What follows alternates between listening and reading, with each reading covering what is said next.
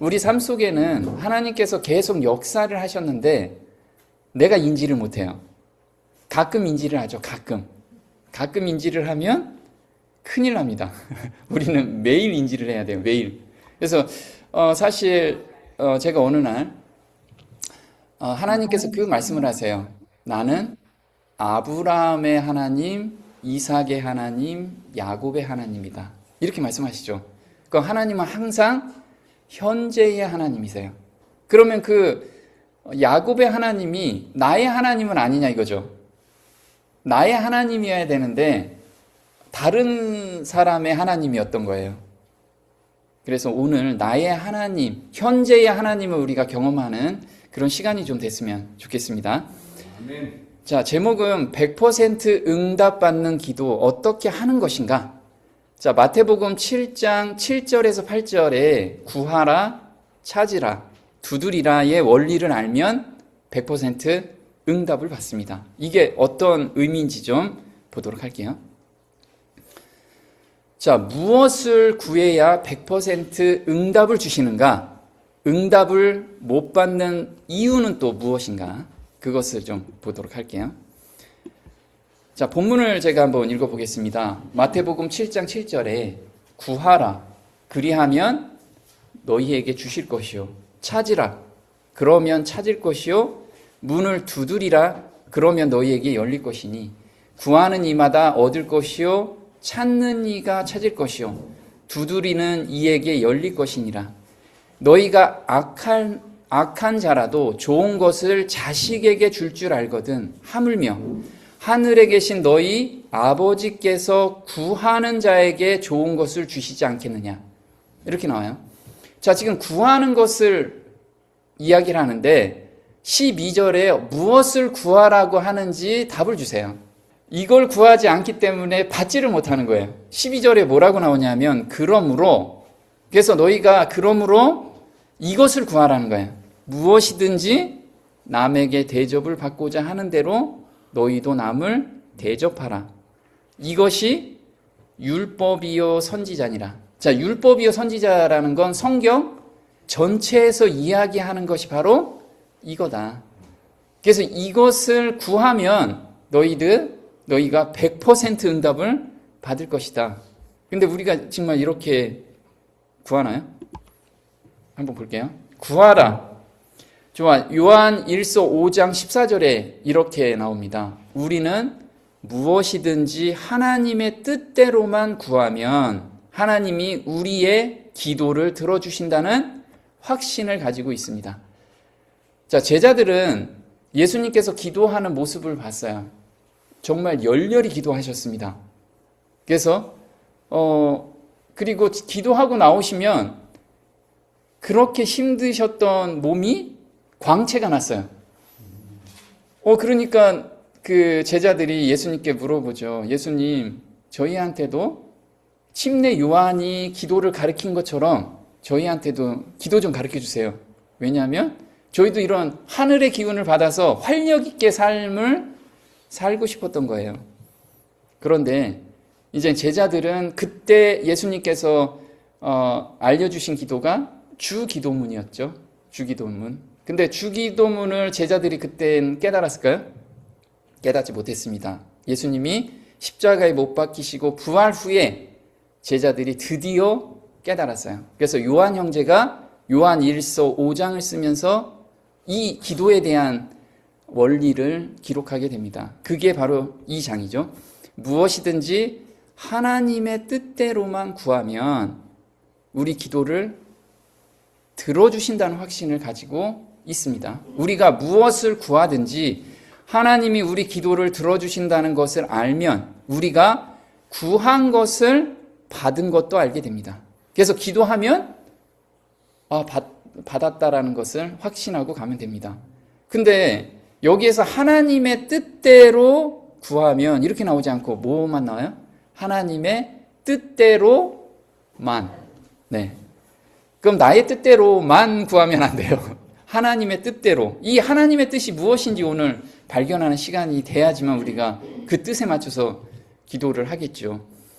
자, 바울 사도는 하나님의 뜻이 무엇인지를 히브리서에 기록을 했습니다.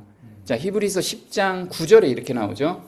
그 후에 말씀하시기를 보옵소서 내가 하나님의 뜻을 행하러 왔나이다. 이게 누가 얘기하는 거죠? 예수님께서 말씀하시는 거예요. 예수님께서 제자들한테 이야기하시는 거예요. 하나님의 뜻을 행하러 왔대요. 예수님이. 그 뜻이 무엇이냐? 그 첫 것을 패하심은 둘째 것을 세우려 하심이니라. 이 뜻을 쫓아, 자, 하나님의 뜻이에요, 계속. 하나님의 뜻을 쫓아 예수 그리스도의 몸을 단번에 들이심으로 말미암아 우리가 거룩함을 얻었노라. 또한 성령이 우리에게 증거하시되 주께서 가라사대 그날 후로는 저희와 세울 언약이 이것이라 하시고 내 법을 저희 마음에 두고 저희 생각에 기록하리라 하신 후에 또 저희 죄와 저희 불법을 내가 다시 기억지 아니하리라 하셨으니 이렇게 나옵니다.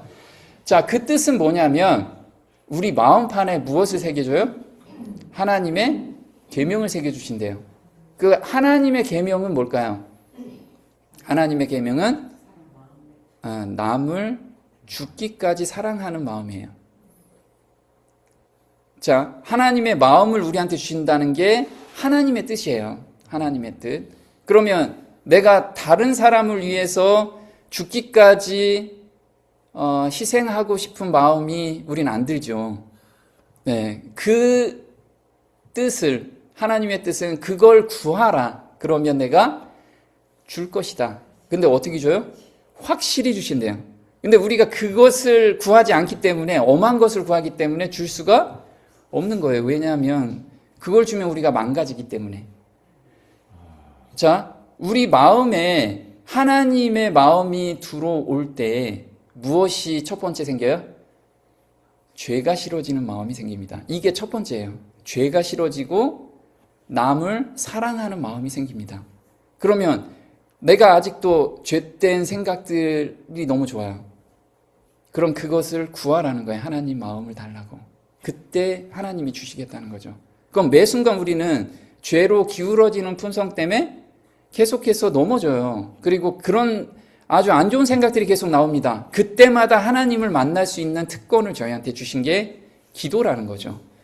자, 그 가운데 거하는 것이 거룩함을 얻었다라고 이야기해요. 거룩함을 얻었다. 내가 어떻게 거룩함을 얻느냐? 매 순간 하나님의 임재 가운데 들어가는 거예요. 자, 거룩하신 분은 하나님밖에 없죠. 거룩하신 분은 하나님밖에 없습니다. 우리는 어떠한 행위를 한다고 해도 거룩할 수가 없어요. 그래서 거룩하신 분이 내 앞에 있다는 것을 항상 인지하면 그 거룩이 나한테 전가되는 거예요. 자, 하나님의 뜻을 볼게요.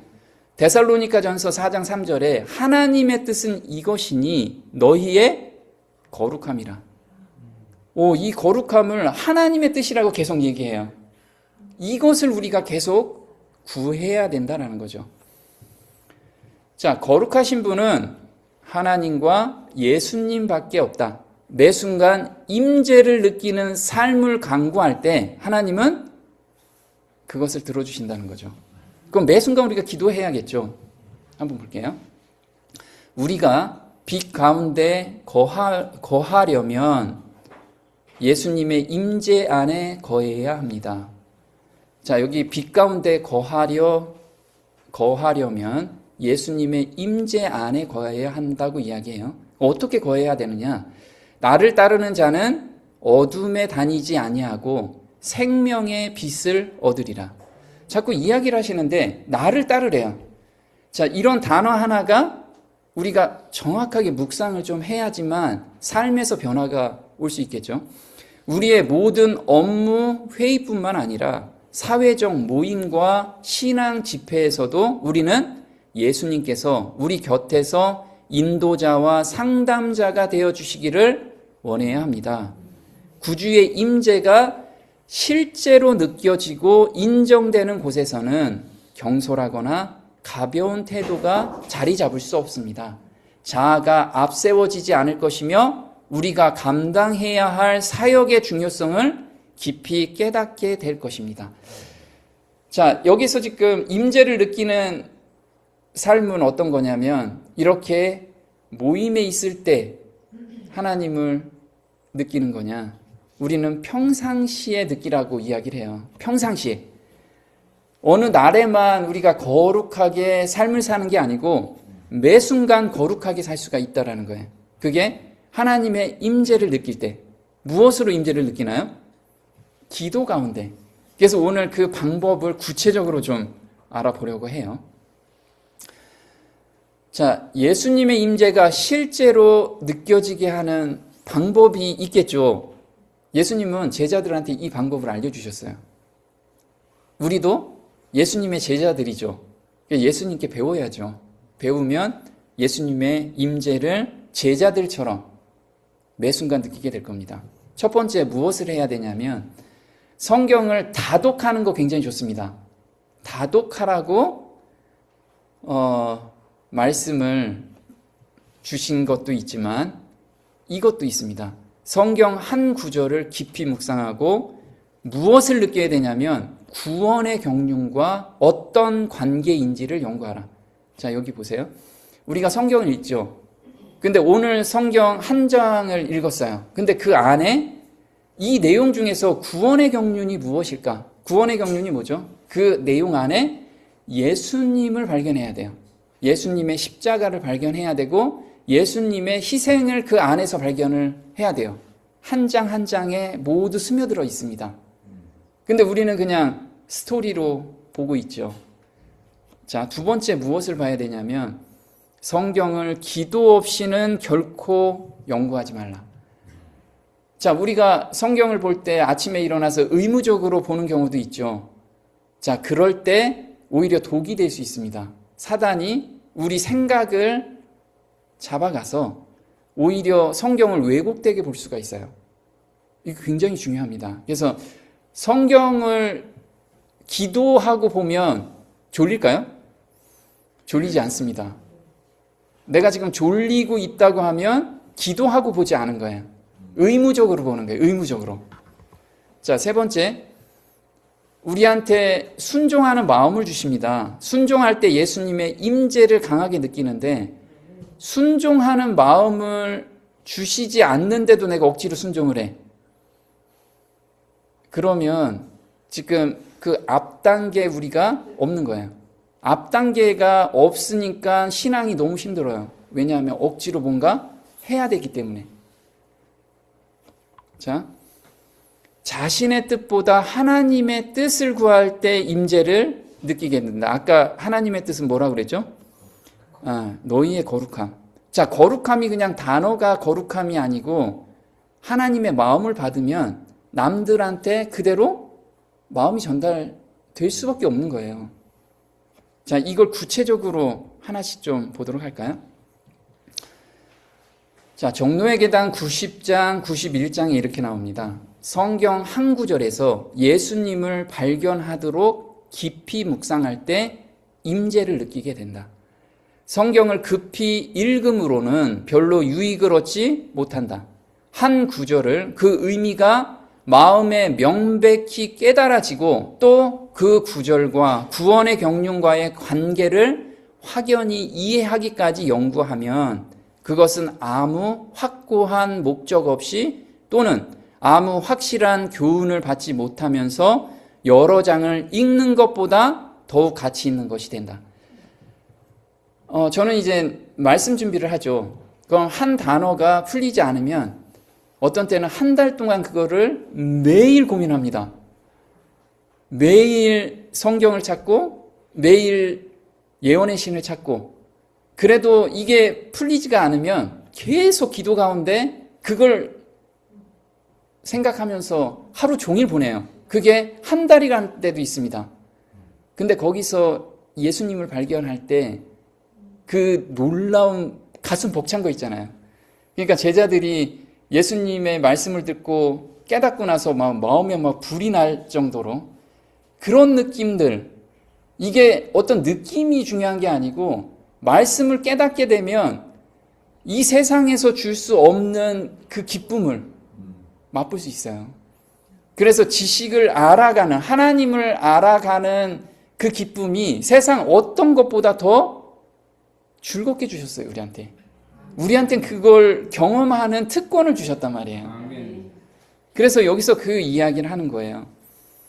한 구절을 읽고 묵상함으로 그것을 마음에 새길 수 있는 것이다. 영감으로 기록된 성경 말씀은 생명의 샘에서 흘러내리는 샘물과 같이 흐르게 될 것이다. 그래서 성경은 뭐에 의해서 쓰여졌죠? 하나님의 감동에 의해서, 하나님의 영으로 쓰여져 있다는 거예요. 제가 항상 이야기하는 게 있죠. 편지를 읽다가 울기도 하고 웃기도 합니다. 왜요? 편지 쓴 사람의 마음이 들어갔기 때문에.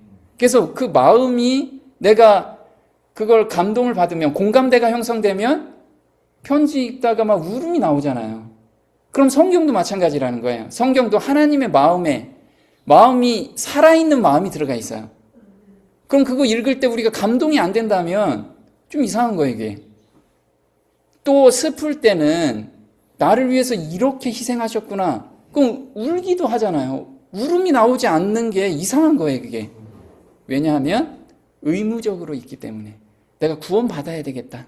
아니면 내가 이거 하루 읽어야지만 뭔가 뿌듯함이 있고, 아니, 안 읽으면 좀 찝찝함이 있고, 이것 때문에 그런 거예요. 왜냐하면 하나님의 마음을 오늘 내가 좀 알아야겠다. 이 마음으로 하루를 산다면, 하나님의 그 감동하심으로 하루 살면 내가 막 죄에 빠질 수 있을까요? 죄가 너무 싫어지는 거예요. 이 가운데 우리를 인도하시는 거죠.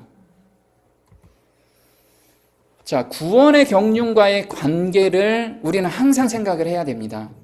자, 시대의 소망 83장에 이렇게 나오죠. 우리가 그리스도의 생애를 깊이 명상하는데 매일 몇 시간을? 1시간을 바치는 것은 매우 좋은 일이다.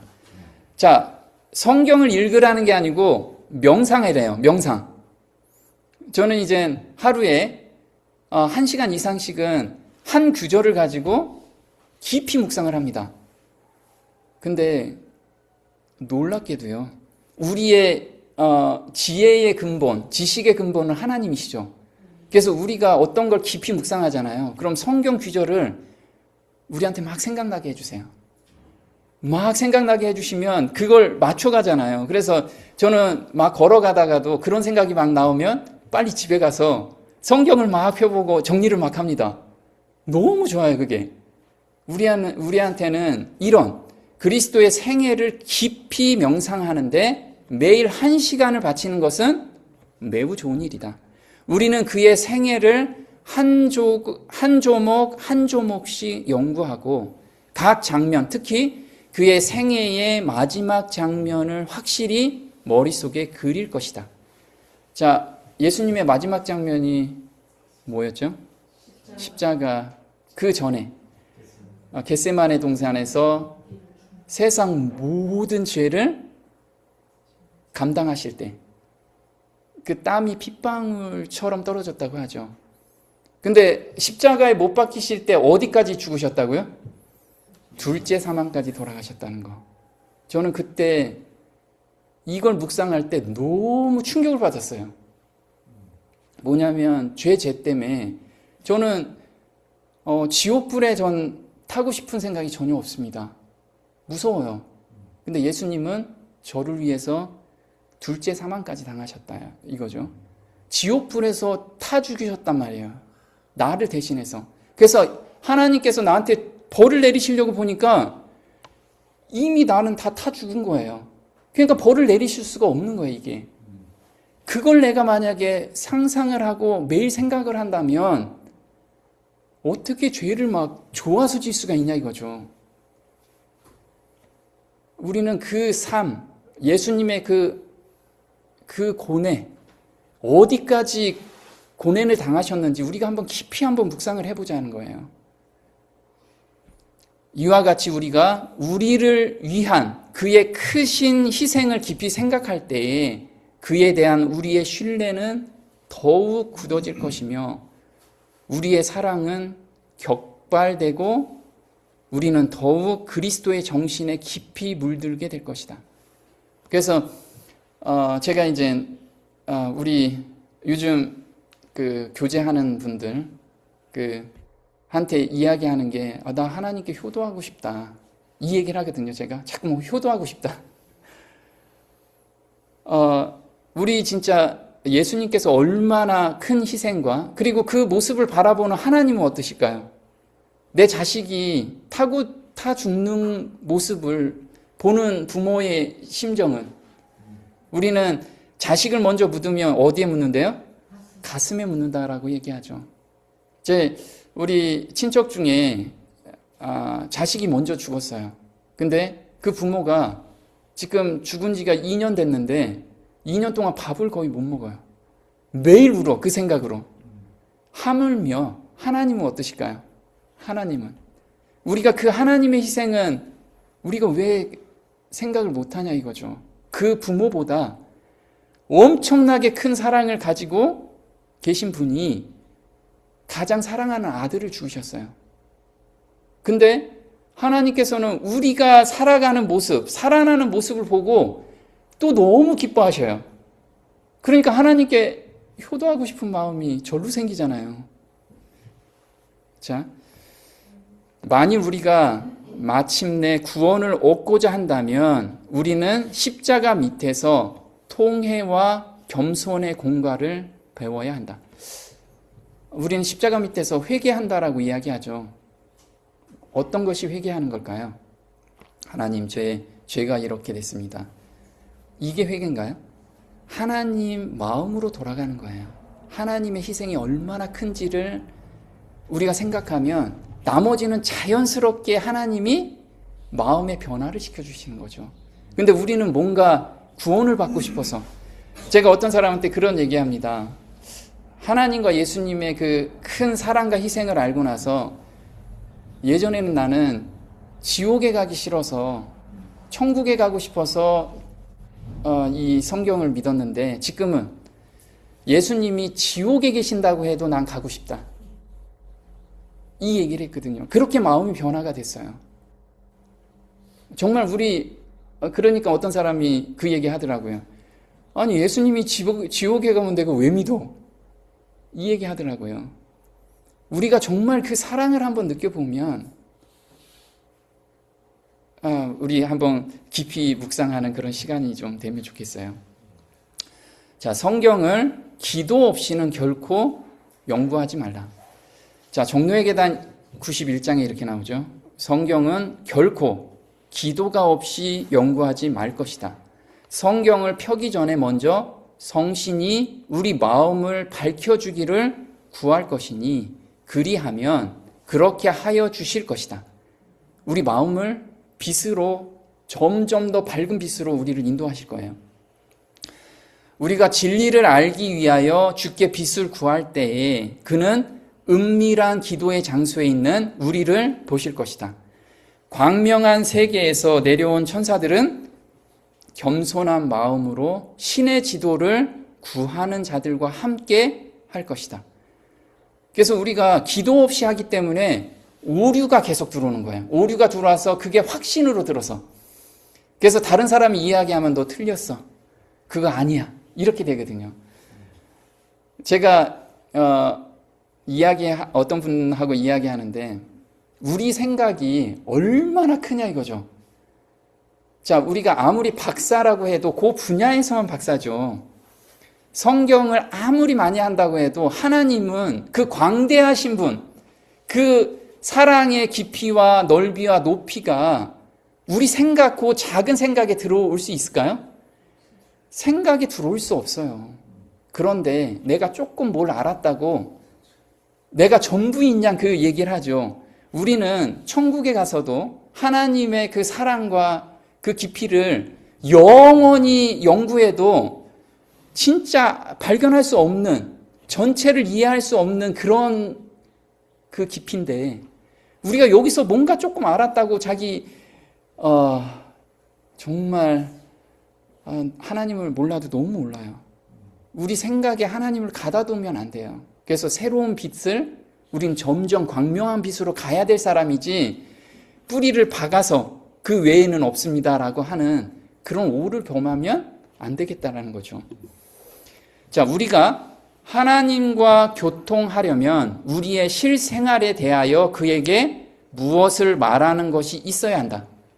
자, 기도하는 방법이에요. 하나님과 교통하려면 나의 지금 힘듦을 하나님께 이야기하래요. 그게 없으면 하나님하고 교통하는 것이 아니라는 거예요. 그럼 나 힘들면 하나님께 고해야 되잖아요. 제가 힘들 때 어떻게 했어요? 하나님께 욕도 하고, 왜 너한테 이런 상황을 허락하셨나요? 원망도 하고. 자, 그거 다 하라는 거예요. 그러니까 하나님께서는 바다와 같이 넓은 마음으로 그걸 다 받으셔요. 받으시면 어디까지 끌고 가시냐면 가장 좋은 길로 가는데, 그 좋은 길이 무엇이냐면, 기도는 마치 친구에게 하는 것처럼 하나님께 그 심정을 펴놓는 것이다. 그래서 나의 솔직한 심정을 하나님 존전 앞에서 이런 이야기 해도 되나? 당연히 해도 되죠. 왜? 아니, 우리 아이들이 자기 힘든 거 다 토로하잖아요. 부모한테. 토로할 때 부모가 야, 그런 얘기는 하지 마. 나한테 내 위험이 있는데 그런 얘기해? 그런 부모 없잖아요. 다독여 주려고, 그래, 더 끌어내려고 하고, 그 마음 깊숙한 것을 끌어내려고 하잖아요. 그럼 우리 하나님 존전 앞에서 나의 모든 것을 다 알고 계시는데 내가 숨길 게 뭐가 있어요? 숨길 거 하나도 없어요. 욕하고 싶으면 욕도 해도 돼요. 그렇다고 진짜 욕하면 그 정도로 엄청 힘들면 토로하라고요. 하나님은 다 받아주신다고요.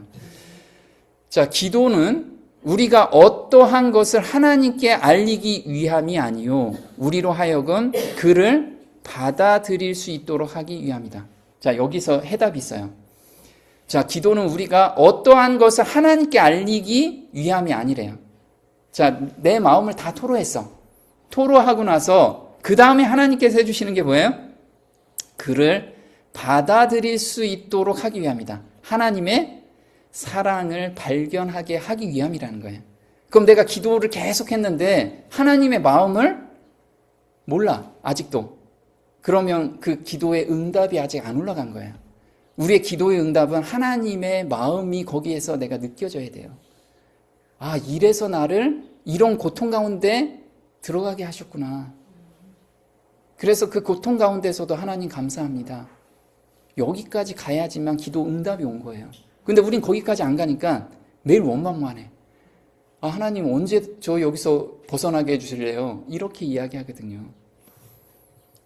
제가 한번 굉장히 힘들 때 하나님께 원망을 한 게 6개월간 원망을 하고, 하나님의 사랑을 제가 발견해서 남들한테 그 원수가 사랑하는 마음으로 저를 바꿔주셨잖아요. 그때 너무 감사가 되는 거예요, 하나님께. 아, 하나님 저한테 이 잘 나가던 사람을 진짜 저 바닥까지 꼬꾸라지게 한 것에 대해서 감사가 되더라고요. 세상에서는 잘 나가다가 진짜 아무것도 없는 빈털터리로 만드는데 감사가 나오는 거예요.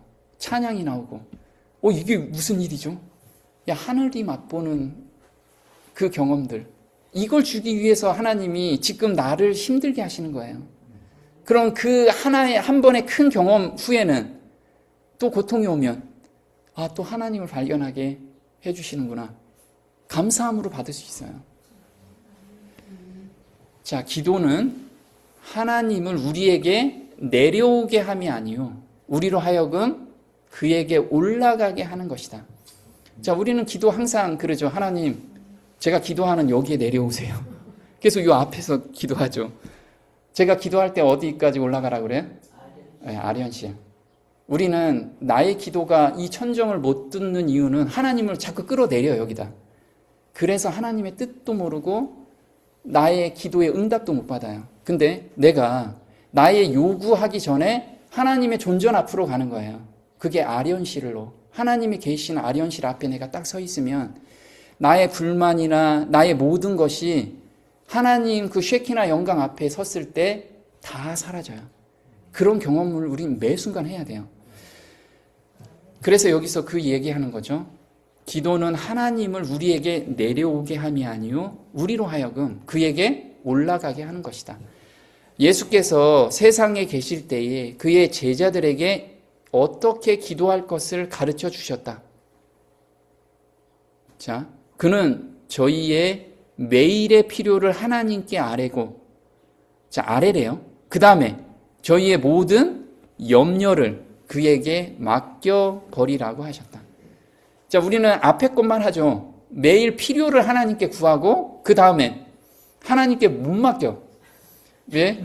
천지는 창조하는 능력은 계시지만 나의 삶을 책임질 정도의 능력은 안 되는 하나님이시기 때문에 그 정도 믿음이 없어요. 그래서 우리는 염려를 맡기지를 못해. 나는 어느 날 이 하나님이 엄청난 능력을 가지고 계시잖아요. 이때 제가 아브라함의 하나님, 이삭의 하나님, 야곱의 하나님, 저의 하나님, 오늘 계시는 하나님, 이걸. 그래서 이때 되든 안 되든 다 염려를 맡기고 그냥 성경 읽고 또 하루를 사는 거예요. 감사함으로. 근데 염려가 너무 많아. 그렇죠? 저는 염려가 많은 사람이에요. 여기 성격이 염려가 많은 사람들이 있어요. 그런 사람들은 굉장히 철저해요. 왜냐하면 염려가 많으니까요. 저도 그래서 굉장히 철저하게 어떤 일은 굉장히 철저하게 했어요. 왜? 염려가 되니까. 그런데 그 염려를 하나님께 맡기는 훈련을 하면요, 마음이 느긋해져요. 조급함이 없어요. 근데 하나님의 능력을 말로는 능력이 있으시다라고 얘기하지만 나의 삶을 책임져 줄 정도의 능력은 안 되시는 분으로 나는 삶에서 증거하고 있다고요. 말로는 하나님을 믿는다고 하지만 삶으로는 나 하나님 못 믿어. 나 하나님 못 믿지. 이런 거라는 거예요. 그리고 그 제자들의 기도를 들어주시겠다고 하신 그의 보증은 또한 우리에게, 여기 계신 분들 각자에게 보증으로 주셨어요. 자, 순종할 때 예수님의 임재를 강하게 느낄 수 있다. 요한복음 14장 21절에 나의 계명을 가지고 지키는 자라야 나를 사랑하는 자니 나를 사랑하는 자는 내 아버지께 사랑을 받을 것이요 나도 그를 사랑하여 그에게 나를 나타내리라. 나타내신대요. 언제 나타낸대요? 계명을 가지고 지킬 때. 자, 예수께서 대답하여 가라사대 사람이 나를 사랑하면 내 말을 지키리니 내 아버지께서 저를 사랑하실 것이요 우리가 저에게 와서 거처를 저와 함께 하리라. 자, 하나님과 예수님이 우리한테 오신대요. 거처를 삼으신다는 거죠. 근데 내 말을 지킨다라고 그 앞에 뭐라고 써 있어요? 사랑하면. 근데 사랑하지는 않는데 말을 지키려고 해. 그러니까 힘들어. 사랑하면 그냥 끌리는 거예요. 그냥 하는 거야. 사랑하면 줄교 순종이 되잖아요. 근데 줄교 순종하지는 않는데 내가 구원받고 싶어서 그 말을 순종하려고 하니까 얼마나 힘들어. 그래서 신앙하는 사람들이 다 인상이 찌그러져 있죠. 너무 힘드니까 왜 내가 이렇게 힘들게 신앙을 할까. 이 사랑하지 않는데 억지로 하기 위해서 그래요. 자, 나를 나타낸다라고 이야기하죠. 자, 나타낸다라는 건 뭐라고 하냐면요. 자신의 임재를 알게 하신다라는 뜻이에요. 영어로는 나를 나타낸다라는 뜻이. 자, 여기서 의무가 아니라 예수님의 사랑 안에 거하는 경험을 말한다. 그래서 우리가 무엇인가를 지금 내가 하고 있어요. 의무적으로 해. 내가 교회에 뭘 맡았으니까 의무적으로. 그럼 사랑 안에 거하는 건가요? 사랑을 못 느껴요. 그래서 항상 피곤해. 교회 갔다 오면 왜 이렇게 힘들지? 또 성도들 모여 있으면 왜 이렇게 피곤하지? 이런 거예요. 자, 순종은 그리스도의 사랑 안에 거하는 길이며 그분과의 살아있는 연합을 유지하게 한다. 살아있는 연합이에요. 순종은. 그들은 계명에 대해 분별력 있는 지식을 갖추고 이를 일상생활에 실천해야 한다. 자, 일상생활에 실천하기 위해서는 먼저 계명에 대해 분별력 있는 지식이 있어야 돼요. 분별력 있는 지식이. 그 다음이 마음의 변화가 되는 거죠. 사람은 오직 그리스도 안에 있고 그리스도가 그 사람 안에 계실 때에만 하나님의 계명을 지킬 수 있습니다. 그리고 하나님의 계명에 대한 깨달음을 가지고 있으면서도 그중 가장 사소한 것 하나라도 무시한다면 그리스도 안에 있을 수 없습니다. 이게 되게 무서운 거죠. 우리는 작은 것은 무시해요. 큰 거. 내가 뭘 맡았으면 그 큰 걸 이야기해. 근데 가정에서 나의 와이프, 나의 남편, 나의 자식, 그리고 내가 오늘 만나는 사람, 그 사람한테는 아주 사소한 문제거든요. 그 사소한 것은 무시를 해. 그런 삶에는 하나님과 예수님이 거할 수 없다라는 거예요. 큰 거는 할 수 있지만 작은 거에서, 작은 거의 변화가 하나님의 역사를 경험하는 거예요.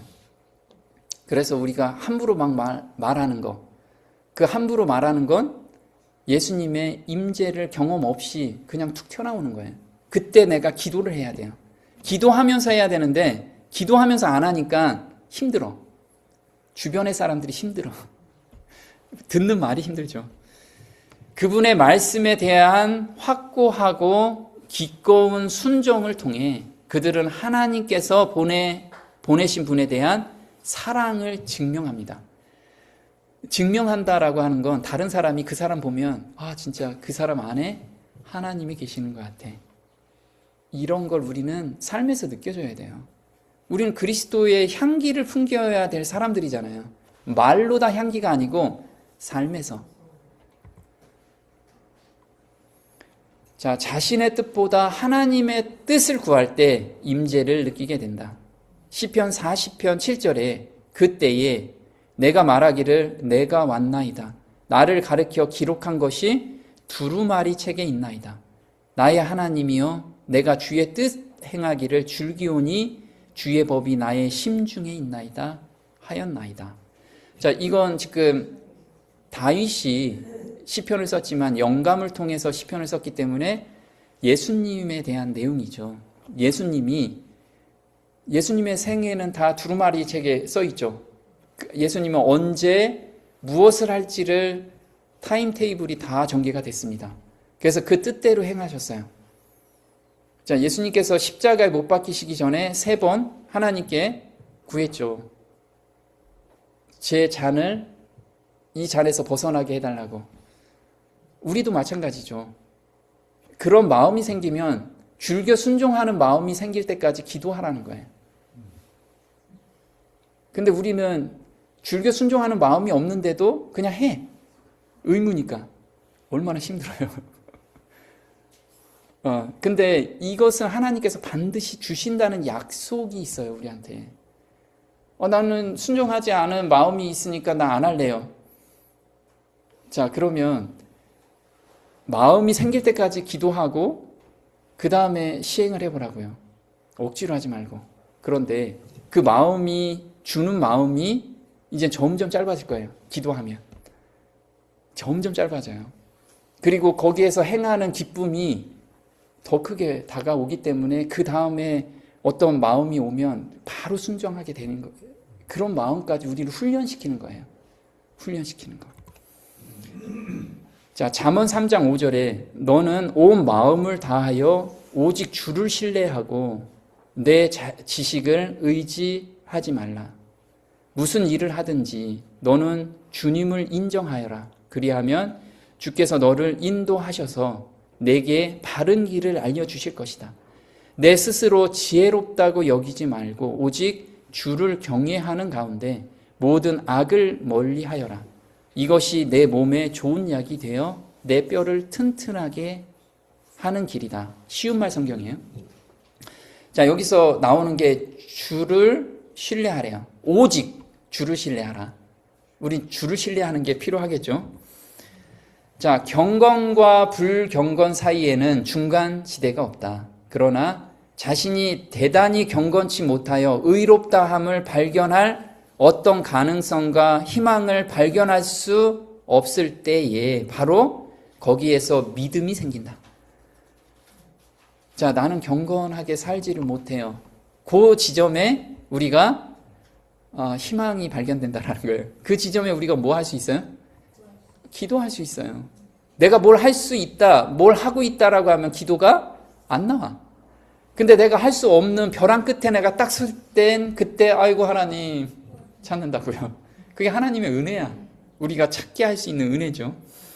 정말로 믿음이 들어올 수 있는 지점은 오직 그것뿐이다. 오직 그것뿐이래요. 내가 벼랑 끝에 섰을 때, 내가 도저히 할 수 있는 게 아무것도 없을 때가 하나님을 발견할 수 있는 유일한 지점이라는 거죠. 자신을 의지할 만한 모든 근거가 없어지고 또 없어진 것을 인정할 때에 눈에 보이는 모든 일이 의롭다함을 받을 수 있는 희망이 전혀 없을 때에, 바로 그때에 바랄 수 없는 중에 바라면서 오직 하나님의 약속, 곧 말씀에 자신을 맡길 때에 믿음이 들어온다. 자, 내가 믿는 게 아니고 믿음이 오는 거예요. 들어온다고요. 그러므로 비록 완전히 경건치 않을지라도 믿음으로 온전히 값없이 의롭다함을 받는다. 이것이 믿음을 행사하는 것이다. 여러분은 믿음을 행사하고 있는가? 믿음을 행사하는 법을 깨닫는 것, 이것이 복음의 과학이다. 우리가 벼랑 끝에 섰을 때 항상 감사하자고요. 그때 하나님께서 믿음을 주세요. 여기서 벗어날 수 있는 믿음. 그게 마음의 변화라는 거죠. 자, 이런 질문이 있죠. 구할 때만 주시는가? 그냥 주시면 안 되는가? 왜 우리가 구할 때만 줘? 그냥 알아서 주시면 되는데. 자, 로마서 8장 26절에 성령께서도 연약한 우리를 도와주십니다. 우리가 무엇을 어떻게 기도해야 할지 모를 때 성령께서는 말로 다 표현할 수 없는 절실한 감정을 가지고 우리를 위해 기도해 주십니다.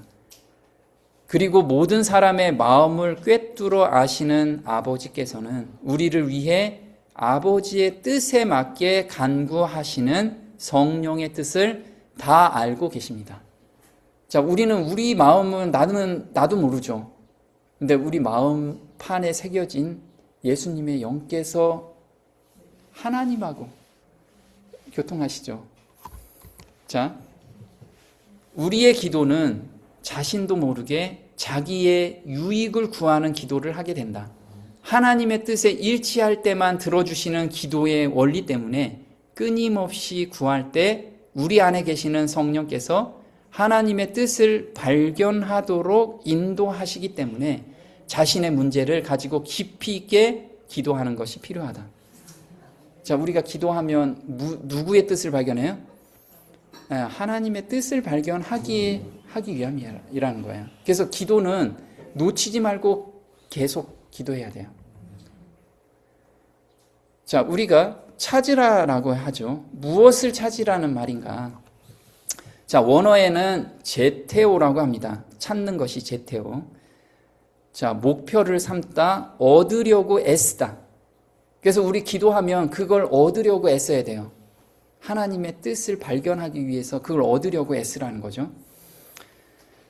자, 역대상 28장 9절, 행복의 빛 333장에 이렇게 나와요. 그분께서는 그들을 자신과 교제할 수 있는 위치까지 높이시기 위해 애쓰고 계신다. 내가 저를 찾으면 만날 것이요. 자, 우리는 자꾸 이 땅의 것을 계속 구하니까 하나님께서 야, 니네 땅에 사는 사람이 아니야. 너희들은 하늘의 것을 찾아야 돼. 그러면서 기도하면 그걸 자꾸만 발견하게 해주시는 거예요. 그래서 하나님께로 끌어올려 주시는 거예요. 하나님의 뜻과 맞춰서 내 뜻을 구할 수 있게끔 거기까지 끌어올려 주시는 거예요. 그래서 기도는 계속해서 거기까지 찾으러 가야 되는 거죠. 자, 하나님과 교제함에 거리낌이 없게 자신을 살피고 회개하고 용서함의 경험까지 애쓰는 것이다. 자, 하나님과 교제하고 싶은데 나의 거리끼는 마음이 있어요. 아담이 죄를 짓고 나서 하나님의 음성을 들을 때 숨었어요. 무서워서. 자, 제가 하나님 존전 앞에 서고 싶은데 거리낌이 있어. 그럼 그게 무엇인가가 나한테 걸림이 있는 거죠. 그거부터 하나님께, 예수님께 맡기는 훈련을 해야 돼요. 그래서 온전히 하나님과 소통할 때 거리낌이 없어야 돼, 우리는. 근데 그걸 매일 우리한테 주신다는 거예요. 그게 새롭고 산 길인 거예요. 하나님 존전 앞에 매일 가는 특권이잖아요, 우리한테. 대대사장이 1년에 한 번밖에 들어갈 수 없는 그 지성소를 우린 매일 들어가는 거예요. 매일 들어가는 특권을 주셨다고요. 자, 히브리서 4장 12절에 하나님의 말씀은 살았고 운동력이 있어 좌우의 날선 어떤 검보다도 예리하여 홍과 영과 및 관절과 골수를 찔러 쪼개기까지 하며 또 마음의 생각과 뜻을 감찰하나니 지으신 것이 하나도 그 앞에 나타나지 않음이 없고 오직 만물이 우리를 상관하는 하시는 자의 눈앞에 벌거벗은 것 같이 드러나느니라. 자, 여기서 중요한 포인트는 말씀은 살았고 운동력이 있대요. 우리가 말씀을 읽으면 찔리죠. 이게 살아서 나를 지금 막 찔리는 거예요. 그럼 너무 감사해야 되죠. 왜? 하나님의 말씀이 나를 지금 온전히 드러나게 하기 위함이에요. 이 벌거벗은 것처럼 드러날 때가 우리가 심판 때 드러나죠. 근데 지금 드러나야 돼, 우린. 지금 드러나서 심판을 지금 받아야 돼요. 지금 받는 사람이 앞으로 심판을 받지 않아요. 그래서 우리는 두려워서 피할 필요도 없고요. 죄로 기울어지는 품성 때문에 어차피 죄를 짓잖아요. 그럼 솔직히 가야 돼. 그래서 죄를 싫어하는 마음을 달라고 간절히 우리가 기도해야겠죠.